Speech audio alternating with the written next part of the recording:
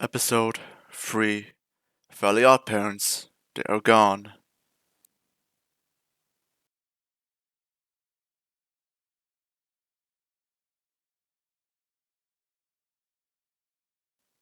Winter was coming, and I only had one pair of long pants on me, so I decided to get a ride on the nearest Salvation Army. I was short on funds at the time, and I didn't have a lot of money on me, which was why it was either this or nothing. When I got there, I lucked out and was able to find a few pairs in my size. I even had plenty of money left over. I looked through a whole bunch of games and I found Fairly OddParents Breakin Da Rules for the PS2. I always liked the show and decided to take a gamble to see if this was going to be a decently made licensed game. It was only $3 anyways. I made the purchase and got home. When I opened up the case to the game, I was disappointed. The game wasn't inside the case, but instead a DVD of the actual show was. On the DVD was a picture of Timmy Turner as an adult from the episode Big Problem, where Timmy is sick of being a kid and wishes to get older. The person who had donated this probably made a mistake and switched up the game with the show. This was probably from the first season DVD box set. Being bored and having nothing to do, I put a disc into my DVD player and played it. My theory was wrong about it being from a season box set because there were only 3 episodes on the thing. The episodes Superbike, Deja Vu, and They're Gone? The DVD title was just an image of the grown-up Timmy crying when he was unfairly arrested in The Big Problem and wanted to be a kid again. I also noticed that The Big Problem wasn't one of the 3 episodes, so why would they have grown-up Timmy on a disc and title? Strange as that is, I also didn't recall seeing an episode titled They're Gone before. The show was entertaining, as usual, for the first 2 episodes that I watched, being as good as I remember them before the later seasons messed everything up. I also noticed that these episodes were from the 2nd season of the show, after I did some research on the Fairly OddParents wiki. After the first 2 episodes, They're Gone began playing. The title card had a picture of Timmy with Cosmo and Wanda together. Except there were 2 black X's crossing the fairies out. The episode starts with Timmy playing with his fairies, all happy and such. He makes a wish, which is to have food, and then wishes for the newest video game. Timmy seemed very clingy towards his fairy gardens, even more than usual. He mentions how he's lucky and doesn't want to stop praising Cosmo and Wanda. The next scene is a bunch of montages showing scenes from various episodes where his fairies help him when he needs it the most. These scenes were in black and white. They also went up to season 4 and played for about 2 minutes. The final montage scene had Timmy getting revenge on Vicky, his babysitter, which was from the pilot episode. After the montages, Timmy's lying down on his bed and talks about all the fun he had today, despite what had happened. He even begins to act more appreciative around his godparents, despite abusing his wishes most of the time. He may have been a jerk for some of the episodes, but this version of Timmy wasn't the character that I knew. If this episode never aired on TV, it was probably for this reason alone. Just as he's about to go to sleep, Timmy speaks. I never want any of this to go away. After saying this, Wanda's grin turns into a frown. She begins to look depressed. Cosmo, despite being stupid at times, also shared the same expression that Wanda had, as if he was aware. What should we tell him? Wanda asks Cosmo. Cosmo goes silent. Then he tells Wanda that now will be the best time. Wanda nods slowly to Cosmo's answer and tells Timmy that in the future he'll have to say farewell to them when he's all grown up. The thing is, the show has explained this before. When Timmy becomes an adult, he'll lose Cosmo and Wanda. His memories will also be wiped of ever having any fairies in the first place. Cosmo and Wanda's job were to make sure that Timmy had a successful future despite the odds that were always against him. I knew what the episode was now about, but I remember this plot being used before in another special, so it was weird to see it get used again. After Wanda tells Timmy all of this, he gets depressed, which is understandable, considering that good things don't last forever. He then goes into a flashback where he remembers himself wishing to be an adult. This was strange, considering that continuity from another episode was rare in the show. Timmy goes to sleep, all saddened. The next scene was Timmy, who was obviously having a bad dream. I'm used to seeing things like this getting used in shows, so I was able to tell what was happening. Timmy wakes up in an empty room, which is completely white.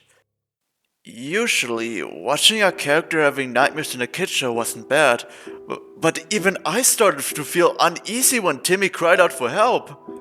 Voices belonging to KRokon, Vicky, and Trixie started laughing in malice while Timmy continued his search until eventually hearing Cosmo and Wanda yelling, he turns around to see a giant demonic hand grasping hold on the two fairies. He runs after the hand, attempting to rescue his two godparents, but the hand quickly phases through the floor, escaping with Timmy's two godparents. Timmy awakens. He doesn't yell or scream like you would expect in a nightmare sequence. He gets up and looks at Cosmo and Wanda sleeping, disguised as fish. He then starts speaking in a depressed tone.